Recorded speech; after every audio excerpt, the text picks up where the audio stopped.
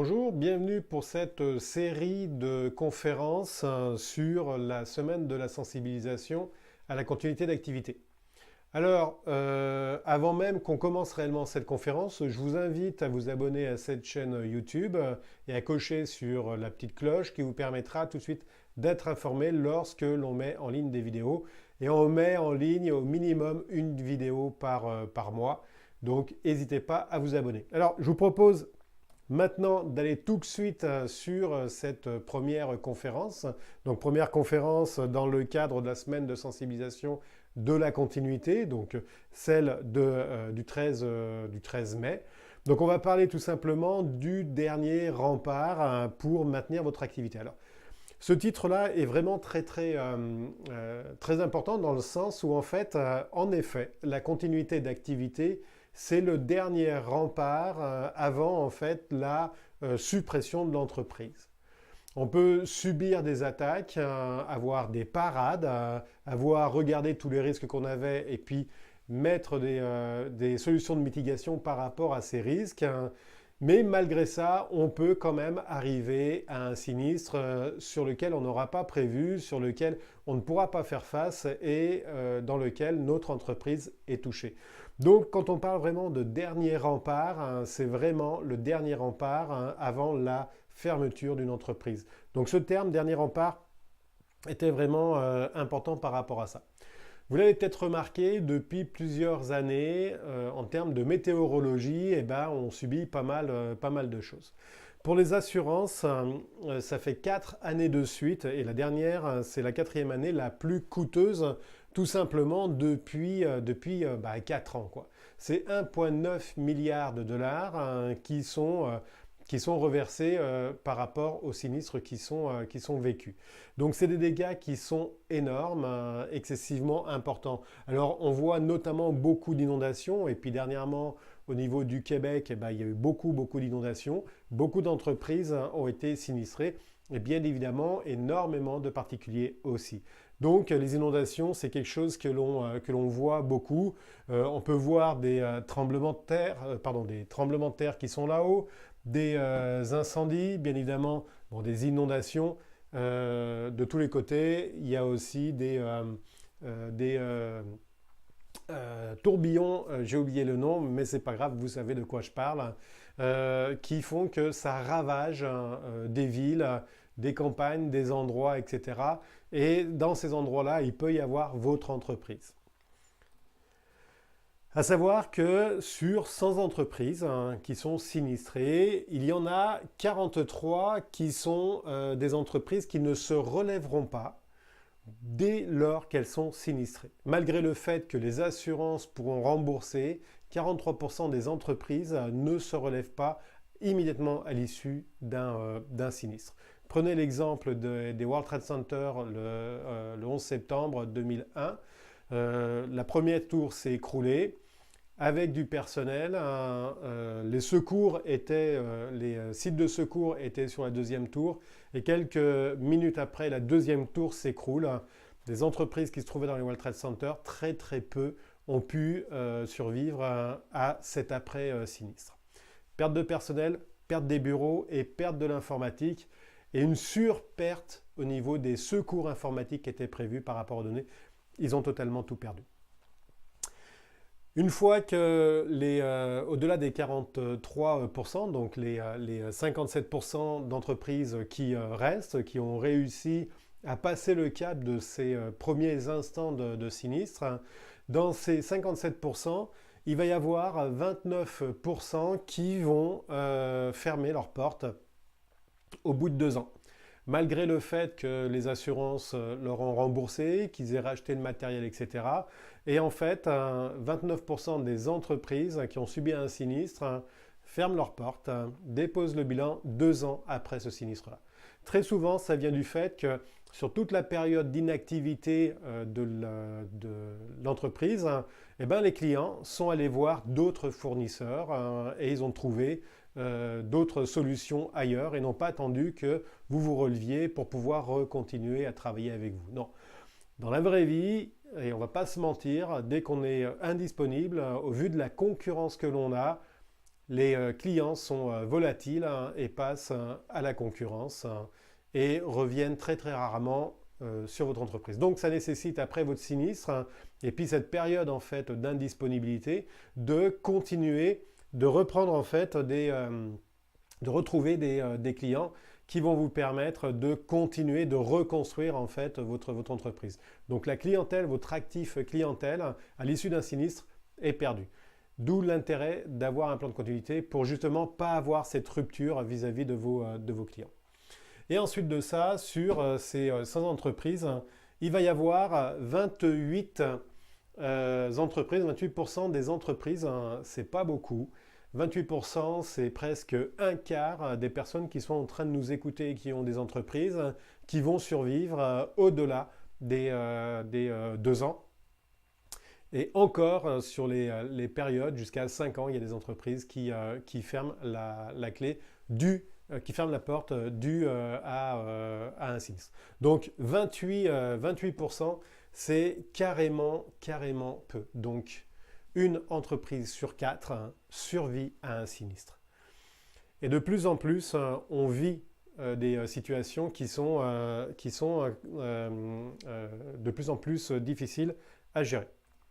Alors, la question, c'est pas tellement de savoir si vous allez être sinistré. Ça, limite, j'aurais tendance à dire, peu importe.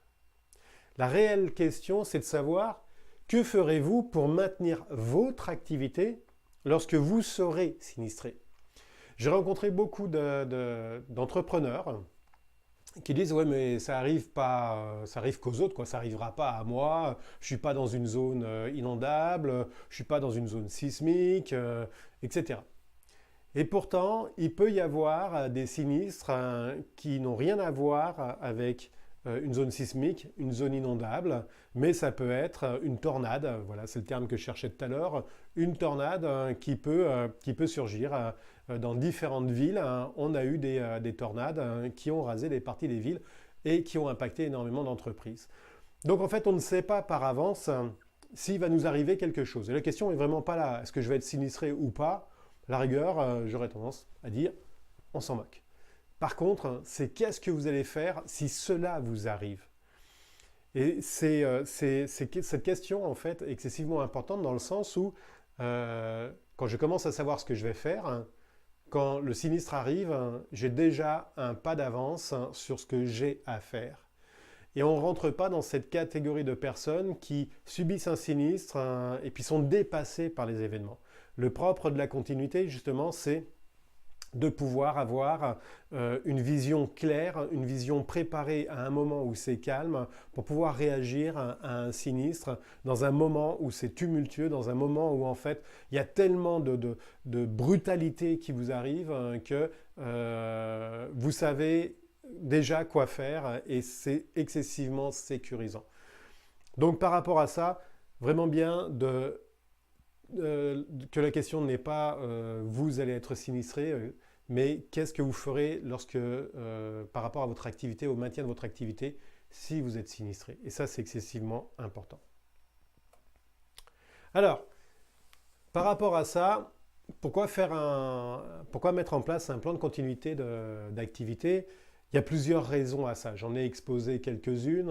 Au vu de la météorologie, des conditions météorologiques qui changent, on peut être de plus en plus impacté. Et plus les années vont passer, plus on va avoir ce risque. Alors, par rapport à ça, une des premières raisons, c'est maintenir ces activités essentielles. Comme je disais tout à l'heure, si vous avez une perte d'activité, vos clients ne vont pas attendre que votre activité redémarre pour eux-mêmes acheter ce qu'ils ont à acheter ou consommer ce qu'ils ont à consommer, aller chercher les services que vous vendez, etc. Ils ne vont pas vous attendre, c'est clair. Vous ne faites pas d'illusions là-dessus, on va se dire les vraies vérités là. Il y a d'autres compagnies comme la vôtre qui travaillent à côté et qui vont récupérer votre clientèle. Donc, par rapport à ça, il faut se prémunir, réduire au maximum la période d'indisponibilité par rapport à un sinistre et vis-à-vis de vos clients. Plus cette période d'indisponibilité est courte, plus vous allez conserver vos clients. Plus cette période d'indisponibilité est longue, plus vous avez des chances de perdre vos clients. Alors, Qu'est-ce que c'est qu'une activité essentielle? Dans votre entreprise, vous avez peut-être des dizaines d'activités. Certaines sont essentielles, d'autres le sont moins. Qu'est-ce que c'est qu'une activité essentielle? C'est généralement une activité qui va vous permettre d'engranger de l'argent, de remplir votre trésorerie. Ces activités-là sont généralement essentielles parce que sans trésorerie, sans argent, vous ne pouvez pas gérer les autres activités. Il faut bien savoir que dans le cadre d'un sinistre, vous allez remonter l'ensemble des activités qui sont impactées, pas juste les activités qui sont essentielles. Mais dans la période où vous devez être actif, où vous devez continuer votre activité, eh ben, c'est uniquement les activités essentielles qu'il va falloir conserver. Si vous avez des relations directes avec les clients, des fournitures de matériel ou de services qui vous, en contrepartie, qui vous ramènent de la trésorerie, cette activité-là est critique et prioritaire parce qu'il va falloir continuer à offrir le service que vous offriez jusqu'à maintenant, en mode peut-être dégradé, certes, mais le mieux c'est que cette indisponibilité ou cette dégradation soit la plus limitée possible. Alors par rapport à ça, il y a des tas de solutions, de stratégies à mettre en place. On va l'aborder dans d'autres conférences, mini-conférences comme celle-là. Vous allez avoir d'autres clés. Mais principalement, détectez votre activité essentielle chez vous, toutes les activités qui vous ramènent de la trésorerie en priorité, des activités qui ont des impacts juridiques, financiers. Si vous devez payer vos impôts au niveau du gouvernement, si vous ne les payez pas, vous avez des rappels avec des pénalités. Payez vos fournisseurs aussi. Si vous ne payez pas vos fournisseurs, il peut y avoir bien évidemment des rappels, des pénalités, sans compter que vous pouvez aussi impacter vos fournisseurs sur le fait de non-paiement des factures. Donc tout ce qui touche généralement l'argent dans le cadre de votre entreprise est généralement très vital pour maintenir en fait le cash flow de votre entreprise. Il y a d'autres, bien évidemment, des activités essentielles, tout ce qui tourne autour de la santé. On n'est pas dans du domaine de l'argent, mais on est dans le domaine de la santé, de la vie humaine, ou de l'agroalimentaire, du pharmaceutique. Et là aussi, ces activités sont excessivement critiques puisqu'elles sont d'intérêt public par rapport en fait soit à vos clients, soit au public pour les personnes qui travaillent dans la fonction publique. Donc ces activités-là, c'est important de déterminer celles qui sont essentielles versus celles qui le sont moins et versus celles qui ne le sont pas du tout. Et vous allez mettre votre plan de continuité d'activité en priorité sur les services essentiels, les services moins essentiels et les services pas immédiatement essentiels. Et ça va vous permettre d'avoir un portrait très très clair sur qu'est-ce qu'il faut à tout prix que je maintienne, même en étant sinistré, versus qu'est-ce qui va pouvoir attendre, qu'est-ce que je vais pouvoir démarrer dans un plus long temps. Rien que le fait d'avoir cette pensée va vous permettre de déterminer vos priorités par rapport à ça. Alors, l'intérêt aussi de mettre en place un plan de continuité d'activité, c'est tout simplement d'être organisé en cas de crise. Comme je l'indiquais tout à l'heure, lorsqu'on est sinistré, on a énormément de brutalité. Et j'emploie bien le terme de brutalité parce que dans les faits, c'est pas mal ça. Parce que vous allez avoir tout plein de sollicitations. Déjà, psychologiquement, vous voyez votre entreprise qui est par terre, qui brûle ou qui est sous les eaux ou détruite. Psychologiquement, ça a un choc. Mais ensuite de ça, il faut que vous soyez réactif par rapport à votre personnel. Personnel qui peut être lui-même touché dans le cas du sinistre. Et là encore, psychologiquement, vous allez avoir une couche supplémentaire vis-à-vis de vos clients, de vos fournisseurs, de vos partenaires. Tout cela vont être des flux entrants qui vont vous solliciter. Et si vous n'êtes pas préparé à ça, vous allez être très très vite noyé. Donc la mise en place d'un plan de continuité et surtout la portion gestion de crise va vous permettre de vous préparer à la gestion de crise, de vous préparer sur les actions à mener, à réaliser, les plans pour redémarrer ou maintenir les activités qui sont essentielles, les procédures qui vont vous permettre de redémarrer votre informatique, les procédures, les plans qui vont vous permettre de communiquer vis-à-vis de votre clientèle, mais vis-à-vis du public, si vous êtes dans l'agroalimentaire, vis-à-vis des fournisseurs, vis-à-vis des partenaires, etc. Donc tous ces plans-là se préparent et le fait de mettre en place un plan de continuité d'activité vous permet d'organiser votre gestion de crise.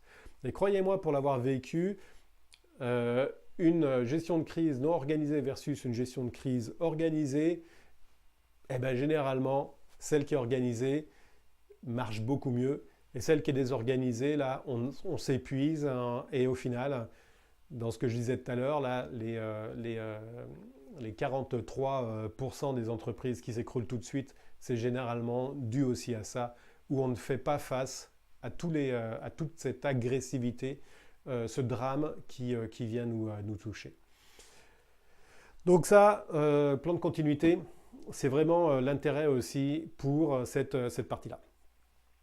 Aussi, ça va nous permettre de répondre à des obligations réglementaires. Répondre à des obligations réglementaires dans l'agroalimentaire, dans le pharmaceutique, dans le bancaire, il y a des normes et des règles qui obligent en fait les entreprises à répondre à ces règles et puis ces réglementations. Eh bien, en mettant un plan de continuité d'activité, ça va vous permettre de pouvoir mettre les plans, les procédures qui vont vous permettre de répondre à ces règles et à ces obligations. Dans le domaine agroalimentaire, il y a énormément de règles sur la traçabilité par exemple des produits, le pharmaceutique aussi, etc. Sur la disponibilité des moyens dans les systèmes laitiers. Dans l'industrie laitière, il y a obligation de pouvoir maintenir en fait un certain nombre de choses pour amener le lait au niveau des distributeurs, l'eau, etc. Donc tout ça, toutes ces obligations, ces chaînes de livraison, il va falloir pouvoir faire en sorte qu'elles soient résilientes et que tout ce qui est continuité d'activité par rapport à ça, eh ben, il n'y ait pas d'interruption. Donc vis-à-vis de ça, les plans de continuité vous permettent aussi de répondre à tout ce qui est des obligations réglementaires par rapport en fait au domaine d'activité dans lequel vous êtes. Et il y a énormément de réglementations par rapport à ça. Alors, ensuite de ça, ce que ça va vous permettre de mieux connaître votre entreprise. La mise en place d'un plan de continuité d'activité, quand on met en place un plan de continuité d'activité, on fait ce qu'on appelle un business impact analysis, et puis c'est là où on va déterminer les activités qui sont critiques, moins critiques, pas critiques. Et ça va permettre de connaître votre entreprise sur l'organisation interne. Quand on fait un plan de continuité, on revoit tous les processus, on voit les failles des processus, on voit les actifs que l'on a, on refait un point sur les bâtiments que l'on a et puis ceux qui peuvent servir de secours. On va le voir dans une autre conférence, celle du 16, je crois. Par rapport à ça, il va y avoir un certain nombre d'inventaires qui vont être faits. Et donc là, de fait, on va à nouveau reprendre connaissance, reprendre conscience de tous les actifs matériels et immatériels que la compagnie possède. Et ça, c'est excessivement important et très très intéressant. Assez souvent, on découvre, lorsqu'on fait des interviews avec les différentes personnes qui sont dans le cadre des agents de la continuité d'activité, des partenaires, des participants à la continuité d'activité, on s'aperçoit qu'ils ont toute la connaissance déjà, c'est sûr, il n'y a pas de doute là-dessus, mais qu'eux-mêmes, ils ont déjà des solutions parce qu'ils pensent à si je dois reprendre mon activité, ah oui mais tiens regarde, on a un entrepôt à tel endroit et on va pouvoir se replier là-dedans si notre bâtiment principal est mort. Et ça va nous amener en fait à avoir une cartographie assez précise de toutes les solutions que l'on peut utiliser pour maintenir son activité ou reprendre son activité. Et ça, c'est excessivement intéressant et c'est excessivement riche. On oublie parfois en tant qu'entrepreneur tous les actifs que l'on a. On est tellement la tête dans le guidon, pour les PME, PMI, les petits ou les TPE, TPI, on est tellement la tête dans le guidon qu'en fait on oublie d'ouvrir son horizon et on oublie pas mal de choses. Donc c'est une belle occasion par rapport à ça. Un autre point, pourquoi est-ce que la mise en place d'un plan de continuité est important, est intéressant à mettre en place? Tout simplement parce que ça va renforcer la confiance des clients et des partenaires. Vous vous rappelez tout à l'heure, lorsque je vous parlais des clients qui n'attendent pas après vous, parce que vous vivez dans un segment où la concurrence est rude et vous avez le devoir, si vous ne voulez pas fermer votre entreprise, d'être toujours présente, d'être toujours dans la tête du peloton, d'être toujours le meilleur, malgré que tous les autres sont là à essayer de vous prendre votre place. Dans le cas d'un sinistre, vous êtes faible, vous arrêtez votre activité pendant un certain temps et pendant ce temps-là, les clients qui voulaient acheter du matériel chez vous ou des services ne peuvent pas et puis ils se retournent vers d'autres et généralement vos concurrents. Et cette phase-là, excessivement difficile à récupérer, c'est ce que j'ai indiqué tout à l'heure, une fois que les clients ont changé de fournisseur, il est assez difficile qu'ils reviennent chez vous. Donc il faut refaire une nouvelle clientèle. Donc quand on parle de renforcer la confiance des clients, ça touche aussi à un volet communication.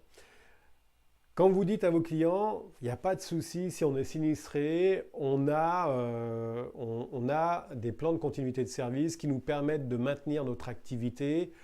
Donc il n'y a aucun souci, si on est sinistré, vous aurez quand même le service que vous avez demandé sans retard et de même qualité. Et ça va permettre de mettre de la confiance. Et ça, c'est une plus-value énorme. Très souvent, cette partie-là est sous-estimée. Parce que on n'y pense pas forcément et puis on pense que les clients sont acquis. Et je vous le garantis, les clients ne sont pas acquis du tout. Et plus on communique sur notre capacité de résilience, plus les clients se sentent rassurés par rapport à ça. Parce qu'ils savent que vous êtes solide, que s'il y a le moindre problème chez vous, il n'y en aura pas chez votre client. Il sait que vous êtes solide et que lui-même, s'il a un problème, il saura vous trouver à tout moment, même si vous-même vous êtes sinistré. Donc, c'est une relation qui se renforce. Et par rapport à la concurrence, c'est un point positif qui est énorme pour votre entreprise.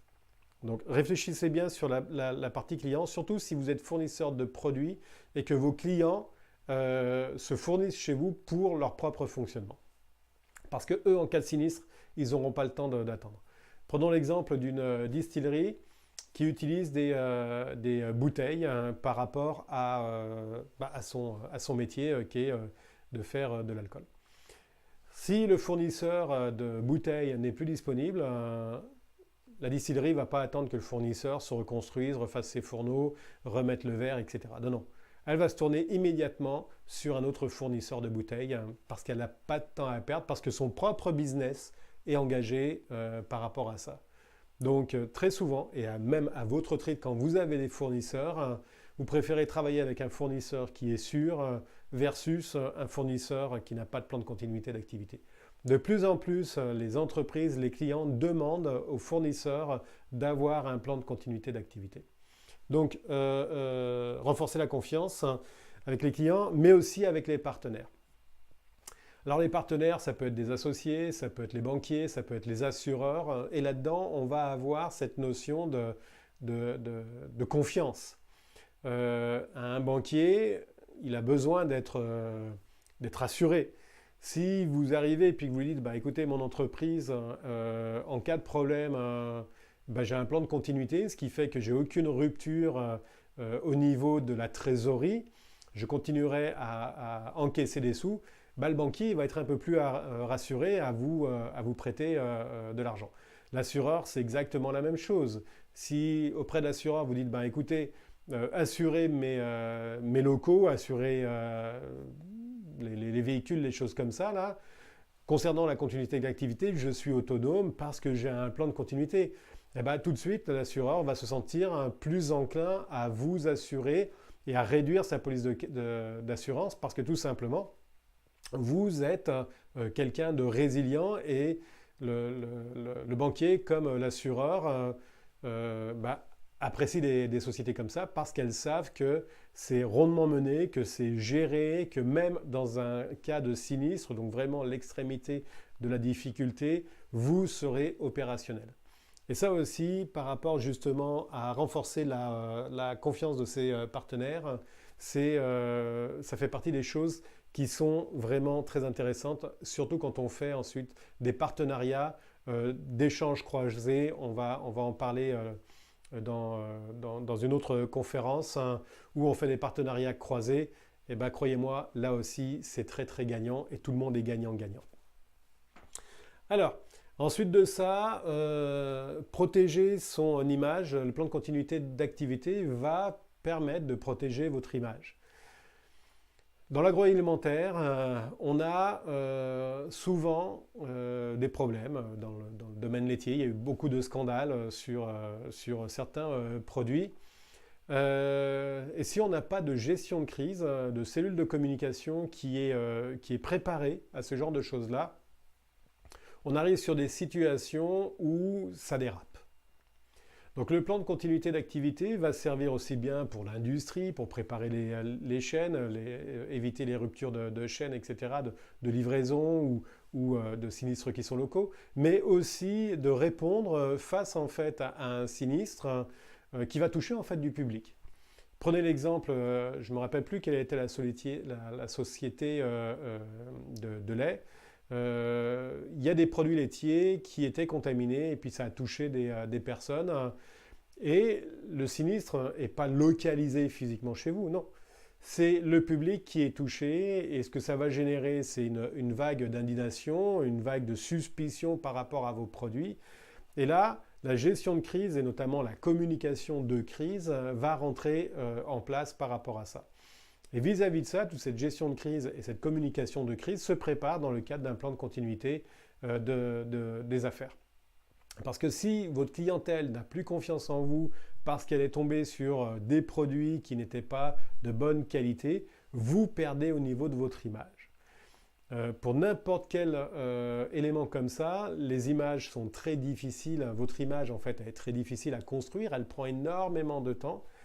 Et en très peu de temps, votre image peut être complètement ternie et parfois définitivement ternie. Donc le plan de continuité va vous permettre d'aller aussi sur cet aspect-là, de garantir que votre image sera maintenue parce que vous aurez des plans de communication qui seront bien rodés et bien préparés par rapport à ça. Donc voilà, je crois que ça fait pas mal le tour. Donc on est sur le maintien des activités essentielles. Donc maintenir les activités essentielles. Ça va vous permettre d'organiser votre gestion de crise qui va vous permettre d'être beaucoup plus réactif au moment d'une crise. Ça va vous permettre de répondre aux obligations réglementaires et contractuelles. Ça va vous permettre aussi de mieux connaître votre entreprise et de pouvoir mutualiser les moyens. On va en parler dans d'autres conférences. Ça vous permet de renforcer la confiance et les liens qui se tissent avec vos clients et avec vos partenaires. Et puis, ça va vous aider à protéger votre image de marque. Eh bien, écoutez, je pense que la conférence se termine. On a fait le tour de cette première conférence. Demain, on va voir une autre conférence. Ce qui n'est pas, excusez-moi, ce qui n'est pas à jour ne sert à rien. Confucius. Et dans beaucoup des mandats que j'ai pu remplir, je suis tombé sur des plans de continuité qui n'étaient pas du tout maintenus. Et ça pose de gros problèmes. Donc c'est ce qu'on va voir demain. Ce qui n'est pas à jour ne sert à rien. C'est de l'argent jeté par les fenêtres. Hein. Donc Confucius, j'adore ce sage. Cette première conférence se termine. Si vous avez des questions, n'hésitez pas à les marquer en dessous dans la zone commentaires. Ça me fera plaisir de vous y répondre. Si vous avez d'autres thèmes de vidéos que vous souhaitez avoir, pareil, écrivez en dessous les thèmes que vous souhaitez que j'aborde.